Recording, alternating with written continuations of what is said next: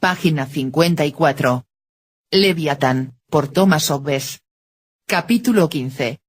De la primera y de la segunda leyes naturales y de los contratos. ¿Qué es derecho natural? El derecho de naturaleza, primero que los escritores llaman comúnmente jus naturale, es la libertad que cada hombre tiene de usar su propio poder como quiera, para la conservación de su propia naturaleza, es decir, de su propia vida, y por consiguiente, para hacer todo aquello que su propio juicio y razón considere como los medios más aptos para lograr ese fin. ¿Qué es la libertad?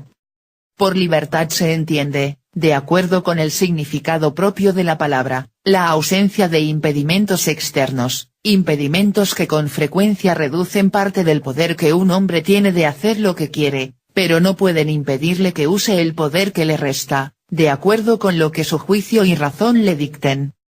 Ley de naturaleza, lex naturalis, es un precepto o norma general, establecida por la razón, en virtud de la cual se prohíbe a un hombre hacer lo que puede destruir su vida o privarle de los medios de conservarla, o bien, omitir aquello mediante lo cual piensa que pueda quedar su vida mejor preservada. Aunque quienes se ocupan de estas cuestiones acostumbran confundir ius y lex, derecho y ley, precisa distinguir esos términos, porque el derecho consiste en la libertad de hacer o de omitir, mientras que la ley determina y obliga a una de esas dos cosas.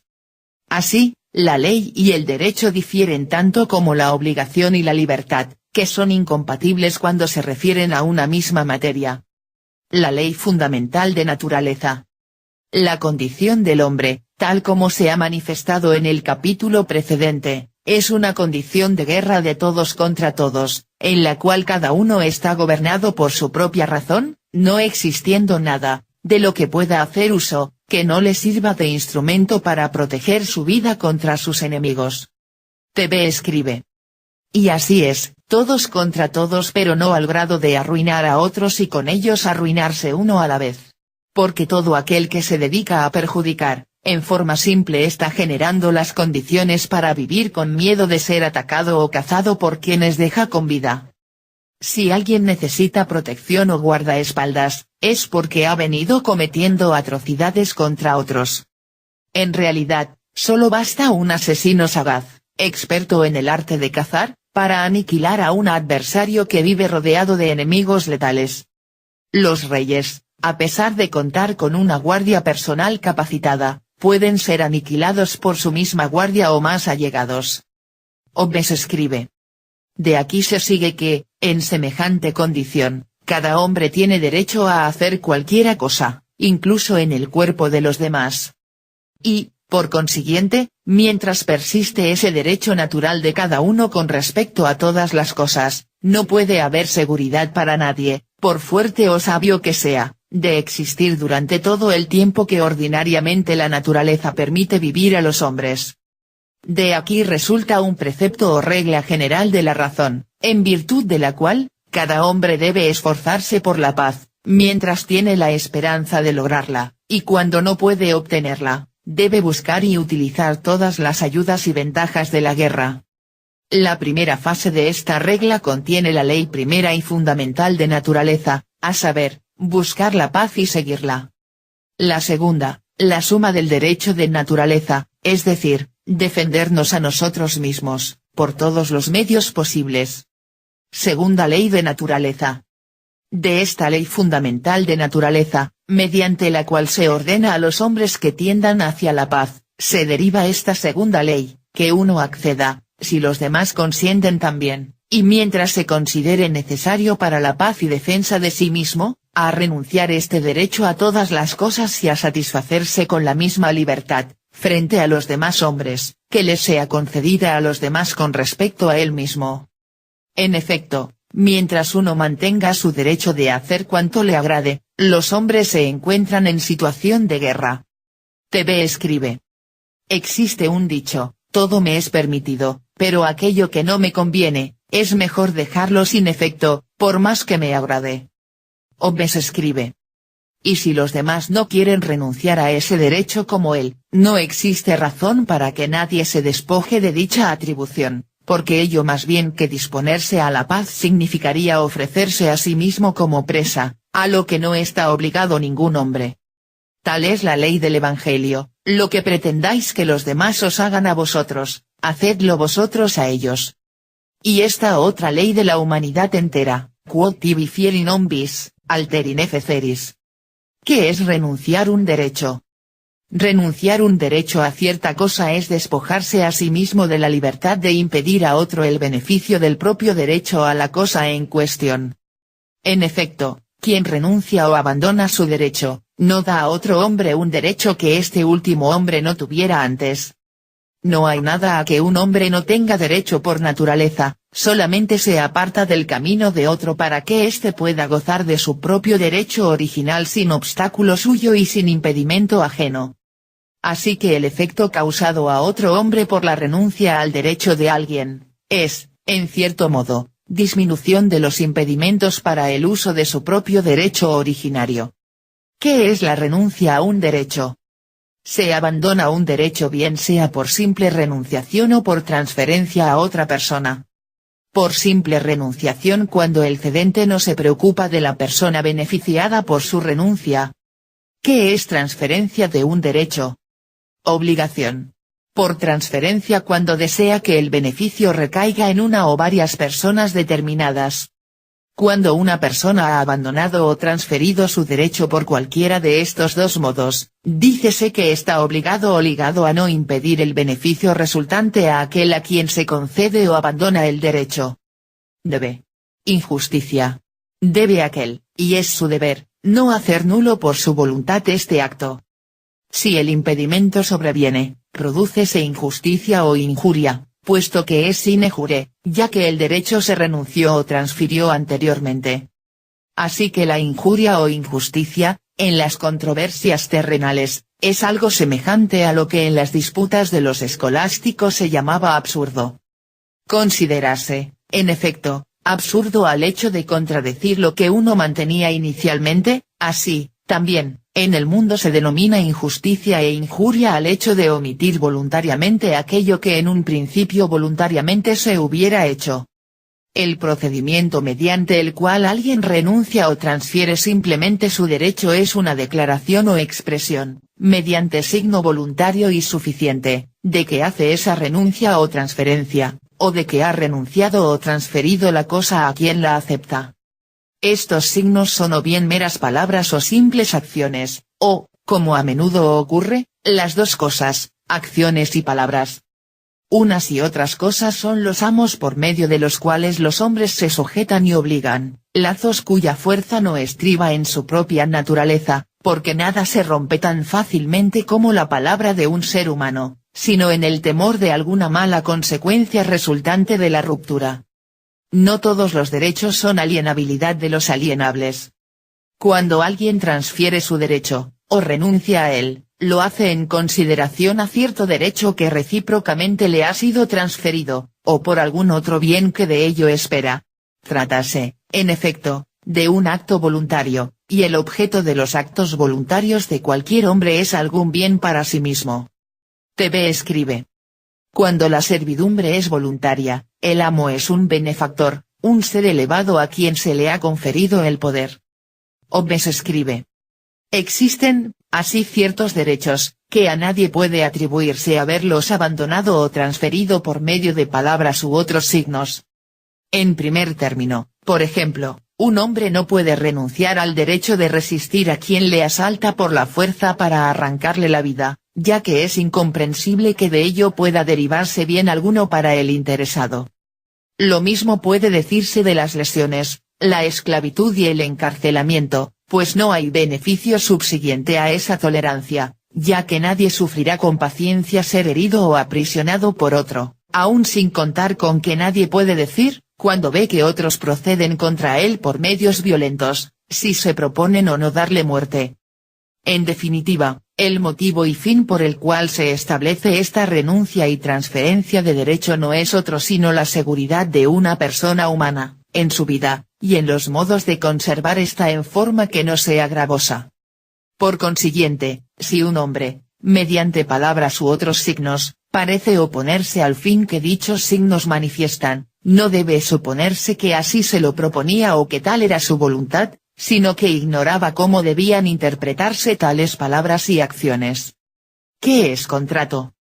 La mutua transferencia de derechos es lo que los hombres llaman contrato. Existe una diferencia entre transferencia del derecho a la cosa, y transferencia o tradición, es decir, entrega de la cosa misma. En efecto, la cosa puede entregarse a la vez que se transfiere el derecho, como cuando se compra y vende con dinero constante y sonante, o se cambian bienes o tierras. También puede ser entregada la cosa algún tiempo después. ¿Qué es pacto? Por otro lado, uno de los contratantes, a su vez, puede entregar la cosa convenida y dejar que el otro realice su prestación después de transcurrido un tiempo determinado, durante el cual confía en él. Entonces, respecto del primero, el contrato se llama pacto o convenio. O bien ambas partes pueden contratar ahora para cumplir después, en tales casos, como a quien ha de cumplir una obligación en tiempo venidero se le otorga un crédito, su cumplimiento se llama observancia de promesa, o fe, y la falta de cumplimiento, cuando es voluntaria, violación de fe. ¿Qué es liberalidad? Cuando la transferencia de derecho no es mutua, sino que una de las partes transfiere, con la esperanza de ganar con ello la amistad o el servicio de otra, o de sus amigos, o con la esperanza de ganar reputación de persona caritativa o magnánima, o para liberar su ánimo de la pena de la compasión, o con la esperanza de una recompensa en el cielo, entonces no se trata de un contrato, sino de donación, liberalidad o gracia. Todas estas palabras significan una y la misma cosa. Signos expresos de contrato. Los signos del contrato son o bien expresos o por inferencia. Son signos expresos las palabras enunciadas con la inteligencia de lo que significan. Tales palabras son o bien de tiempo presente o pasado, como yo doy, yo otorgo, yo he dado, yo he otorgado, yo quiero que esto sea tuyo, o de carácter futuro, como yo daré, yo otorgaré. Estas palabras de carácter futuro entrañan una promesa. Signos de contrato por inferencia. Los signos por inferencia son, a veces, consecuencia de las palabras, a veces, consecuencia del silencio, a veces consecuencia de acciones, a veces consecuencia de abstenerse de una acción. En términos generales, en cualquier contrato un signo por inferencia es todo aquello que de modo suficiente arguye la voluntad del contratante. Liberalidad por palabras de presente o de pasado. Las simples palabras cuando se refieren al tiempo venidero y contienen una promesa, son un signo insuficiente de liberalidad y, por tanto, no son obligatorias. En efecto, si se refieren al tiempo venidero, como, mañana daré, son un signo de que no he dado aún, y, por consiguiente, de que mi derecho no ha sido transferido, sino que se mantiene hasta que lo transfiera por algún otro acto. Pero si las palabras hacen relación al tiempo presente o pasado, como, yo he dado o doy para entregar mañana, entonces mi derecho de mañana se cede hoy, y esto ocurre por virtud de las palabras, aunque no existe otro argumento de mi voluntad. Y existe una gran diferencia entre la significación de estas frases, volo octuum esse tras, y cras dabo, es decir, entre yo quiero que esto sea tuyo mañana y yo te lo daré mañana. Porque la frase yo quiero, en la primera expresión, significa un acto de voluntad presente, mientras que en la última significa la promesa de un acto de voluntad venidero. En consecuencia, las primeras palabras son de presente, pero transfieren un derecho futuro, las últimas son de futuro, pero nada transfieren. TV escribe. Toda promesa, no es para ahora, es para un tiempo futuro, lo cual bien puede ser despreciado. Porque las palabras, no son cosas legales. Hobbes escribe.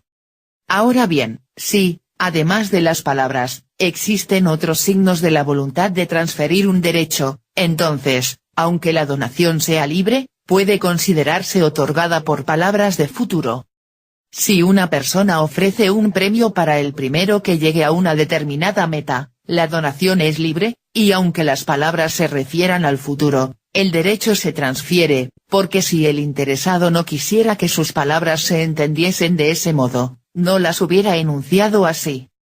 Los signos de contrato son palabras de pasado, presente y futuro. En los contratos transfiérese el derecho no solo cuando las palabras son de tiempo presente o pasado, sino cuando pertenecen al futuro, porque todo contrato es mutua traslación o cambio de derecho. Por consiguiente, quien se limita a prometer, porque ha recibido ya el beneficio de aquel a quien promete, debe considerarse que accede a transferir el derecho, si su propósito hubiera sido que sus palabras se comprendiesen de modo diverso, el otro no hubiera efectuado previamente su prestación. Por esta causa en la compra y en la venta, y en otros actos contractuales, una promesa es equivalente a un pacto, y tal razón es obligatoria. ¿Qué es merecimiento?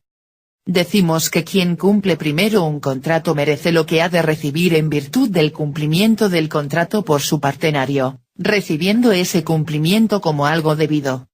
Cuando se ofrece a varios un premio, para entregarlo solamente al ganador, o se arrojan monedas en un grupo, para que de ellas se aproveche quien las coja, entonces se trata de una liberalidad, y el hecho de ganar o de tomar las referidas cosas, es merecerlas y tenerlas como cosa debida, porque el derecho se transfiere al proponer el premio o al arrojar las monedas, aunque no quede determinado el beneficiario, sino cuando el certamen se realiza. Pero entre estas dos clases de mérito existe la diferencia de que en el contrato yo merezco en virtud de mi propia aptitud, y de la necesidad de los contratantes, mientras que en el caso de la liberalidad, mi mérito solamente deriva de la generosidad del donante. En el contrato yo merezco de los contratantes que se despojen de su derecho, mientras que en el caso de la donación yo no merezco que el donante renuncie a su derecho, sino que, una vez desposeído de él, ese derecho sea mío, más bien que de otros. Tal me parece ser el significado de la distinción escolástica entre meritum congrui y meritum condigni. En efecto, habiendo prometido la omnipotencia divina el paraíso a aquellos hombres, cegados por los deseos carnales, que pueden pasar por este mundo de acuerdo con los preceptos y limitaciones prescritos por él, dícese que quienes así proceden merecen el paraíso ex congruo. Pero como nadie puede demandar un derecho a ello por su propia rectitud o por algún poder que en sí mismo posea, sino, solamente, por la libre gracia de Dios, se afirma que nadie puede merecer el paraíso ex condigno. Tal creo que es el significado de esa distinción, pero como los que sobre ello discuten no están de acuerdo acerca de la significación de sus propios términos técnicos, sino en cuanto les son útiles, no afirmaría yo nada a base de tales significados. Solo una cosa puedo decir: cuando un don se entrega definitivamente como premio a disputar, quien gana puede reclamarlo, y merece el premio, como cosa debida. Cuando son inválidos los pactos de confianza mutua. Cuando se hace un pacto en que las partes no llegan a su cumplimiento en el momento presente, sino que confían una en otra, en la condición de mera naturaleza, que es una situación de guerra de todos contra todos, cualquier sospecha razonable es motivo de nulidad. Pero cuando existe un poder común sobre ambos contratantes, con derecho y fuerza suficiente para obligar al cumplimiento, el pacto no es nulo. En efecto, quien cumple primero no tiene seguridad de que el otro cumplirá después, ya que los lazos de las palabras son demasiado débiles para refrenar la ambición humana, la avaricia, la cólera y otras pasiones de los hombres, si éstos no sienten el temor de un poder coercitivo, poder que no cabe suponer existente en la condición de mera naturaleza, en que todos los hombres son iguales y jueces de la rectitud de sus propios temores. TV escribe: todo pacto de palabra es endeble, ingenuo. Y quien confía en el cumplimiento de la palabra ajena, se ha ganado el mote de tonto. Por eso, para cometer un fraude, es necesario tener cómplices a disposición. Hobbes escribe: por ello quien cumple primero se confía a su amigo, contrariamente al derecho, que nunca debió abandonar, de defender su vida y sus medios de subsistencia. Pero en un estado civil donde existe un poder apto para constreñir a quienes, de otro modo, violarían su palabra, dicho temor ya no es razonable, y por tal razón quien en virtud del pacto viene obligado a cumplir primero, tiene el deber de hacerlo así. La causa del temor que invalida semejante pacto, debe ser, siempre, algo que emana del pacto establecido, como algún hecho nuevo u otro signo de la voluntad de no cumplir. En ningún otro caso puede considerarse nulo el pacto. En efecto, lo que no puede impedir a un hombre prometer, no puede admitirse que sea un obstáculo para cumplir. El derecho al fin, implica el derecho a los medios. Quien transfiere un derecho transfiere los medios de disfrutar de él, mientras está bajo su dominio. Quien vende una tierra, se comprende que cede la hierba y cuanto crece sobre aquella. Quien vende un molino no puede desviar la corriente que lo mueve. Quienes da a un hombre el derecho de gobernar, en plena soberanía, se comprende que le transfieren el derecho de recaudar impuestos para mantener un ejército, y de pagar magistrados para la administración de justicia. TV escribe. Al votar por un candidato político, se le confiere el poder para que proceda del modo que vea conveniente para mantener el orden social. Votar por alguien para que derogue impuestos, es digno de gente estúpida. Hobbes escribe. No hay pactos con las bestias. Es imposible hacer pactos con las bestias, porque como no comprenden nuestro lenguaje, no entienden ni aceptan ninguna traslación de derecho, ni pueden transferir un derecho a otro, por ello no hay pacto, sin excepción alguna. Ni hay pactos con Dios, sin revelación especial. Hacer pactos con Dios es imposible, a no ser por mediación de aquellos con quienes Dios habla, ya sea por revelación sobrenatural o por quienes en su nombre gobiernan, de otro modo no sabríamos si nuestros pactos han sido o no aceptados. En consecuencia quienes hacen votos de alguna cosa contraria a una ley de naturaleza, lo hacen en vano, como que es injusto libertarse con votos semejantes. Y si alguna cosa es ordenada por la ley de naturaleza, lo que obliga no es el voto, sino la ley. Ni hay pacto sino de lo posible y futuro. La materia u objeto de pacto es, siempre, algo sometido a deliberación. En efecto, el pacto es un acto de la voluntad, es decir, un acto el último, de deliberación, así se comprende que sea siempre algo venidero que se juzga posible de realizar por quien pacta. En consecuencia, prometer lo que se sabe que es imposible, no es pacto. Pero si se prueba ulteriormente como imposible algo que se consideró como posible en un principio, el pacto es válido y obliga, si no a la cosa misma, por lo menos a su valor, o, si esto es imposible, a la obligación manifiesta de cumplir tanto como sea posible, porque nadie está obligado a más. Liberación de los pactos. De dos maneras quedan los hombres liberados de sus pactos, por cumplimiento o por remisión de los mismos. El cumplimiento es el fin natural de la obligación, la remisión es la restitución de la libertad, puesto que consiste en una retransferencia del derecho en que la obligación consiste. Pactos arrancados por temor, son válidos. Los pactos estipulados por temor, en la condición de mera naturaleza, son obligatorios. Por ejemplo, si yo pacto el pago de un rescate por ver conservada mi vida por un enemigo, quedo obligado por ello.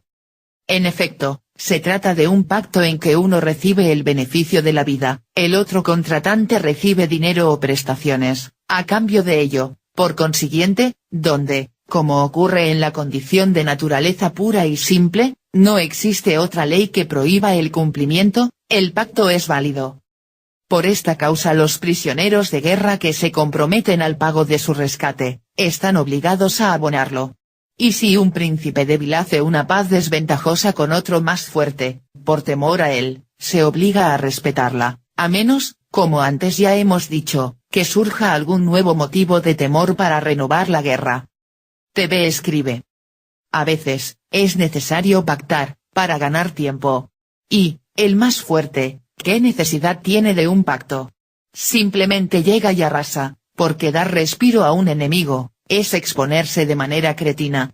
Con los débiles no se pacta, se les castra, se les esclaviza o se les aniquila. Hobbes escribe.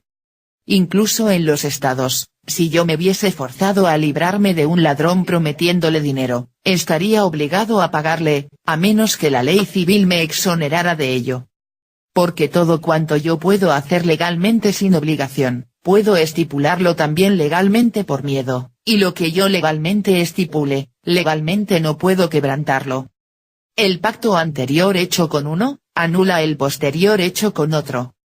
Un pacto anterior anula otro ulterior.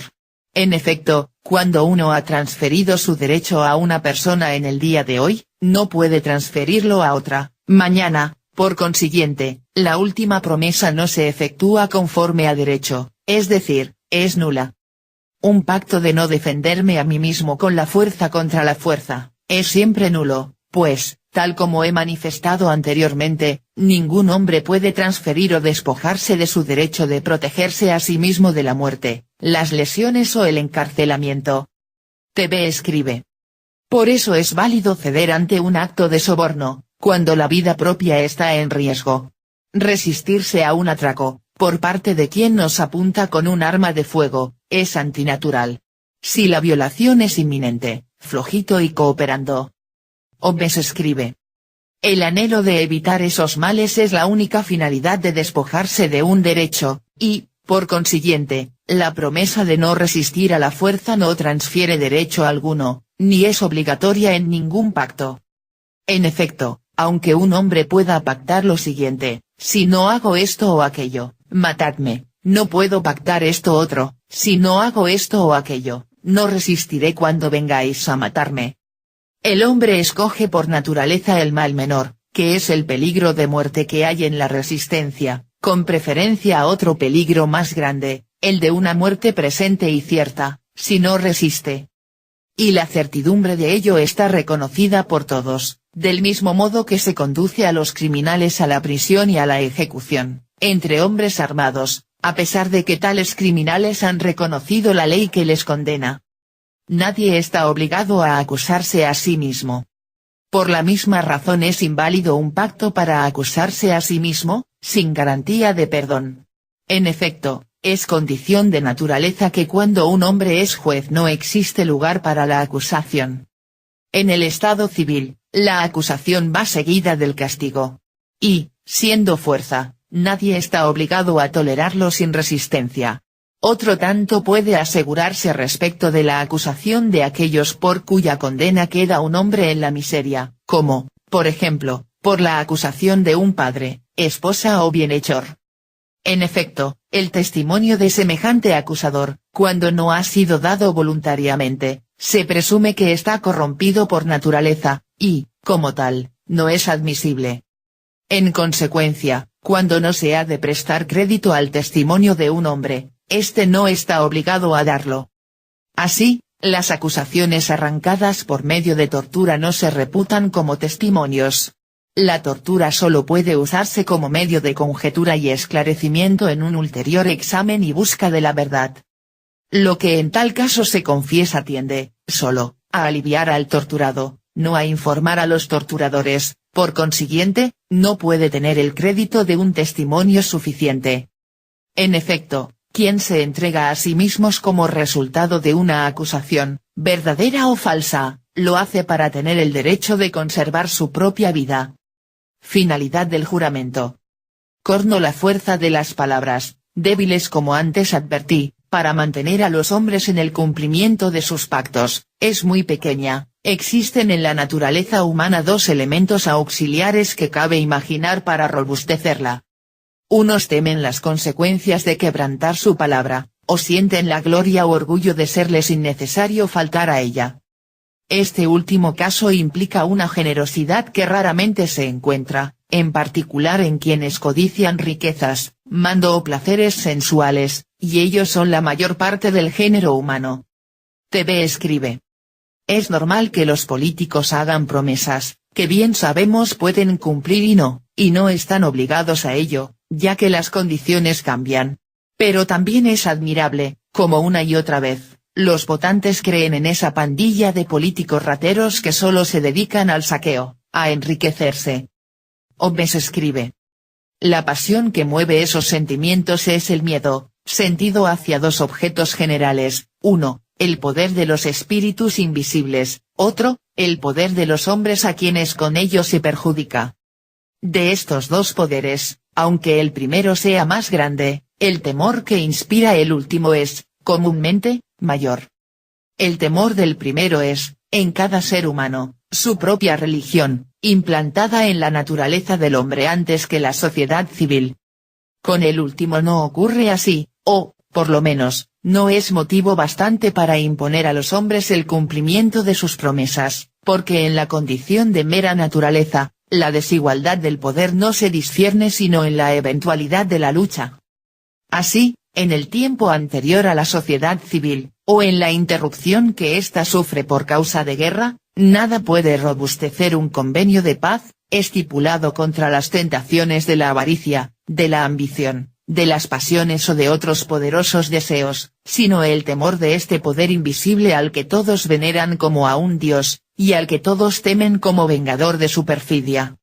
Por consiguiente, todo cuanto puede hacerse entre dos hombres que no están sujetos al poder civil, es inducirse uno a otro a jurar por el Dios que temen. Forma de juramento. Este juramento es una forma de expresión, agregada a una promesa por medio de la cual quien promete significa que, en el caso de no cumplir, renuncia a la gracia de Dios, y pide que sobre él recaiga su venganza. La forma del juramento pagano era esta, que Júpiter me mate, como yo mato a este animal. Nuestra forma es esta, si hago esto y aquello, válgame Dios. Y así, por los ritos y ceremonias que cada uno usa en su propia religión, el temor de quebrantar la fe puede hacerse más grande. No hay juramento, sino por Dios. De aquí se deduce que un juramento efectuado según otra forma o rito, es vano para quien jura, y no es juramento. Y no puede jurarse por cosa alguna si el que jura no piensa en Dios. Porque aunque, a veces, los hombres suelen jurar por sus reyes, movidos por temor o adulación, con ello no dan a entender sino que les atribuyen honor divino. Por otro lado, jurar por Dios, innecesariamente, no es sino profanar su nombre, y jurar por otras cosas, como los hombres hacen habitualmente en sus coloquios, no es jurar, sino practicar una impía costumbre, fomentada por el exceso de vehemencia en la conversación. Nada agrega el juramento a la obligación. De aquí se infiere que el juramento nada añade a la obligación. En efecto, cuando un pacto es legal, obliga ante los ojos de Dios, lo mismo sin juramento que con él, cuando es ilegal, no obliga en absoluto, aunque esté confirmado por un juramento. TV escribe. Juro respetar las leyes de la Constitución y todo lo que de ella emane. Y si no, que el pueblo me lo reclame. Eso es ridículo, porque bien sabemos que el nuevo rey, no está obligado a cumplir sus juramentos. Una vez que alguien llega al poder, no se detendrá a respetar juramentos, porque todo se mueve, las condiciones cambian y debe hacerse lo que debe hacerse, para mantener el liderazgo y el control social. Jabatot. Página 59.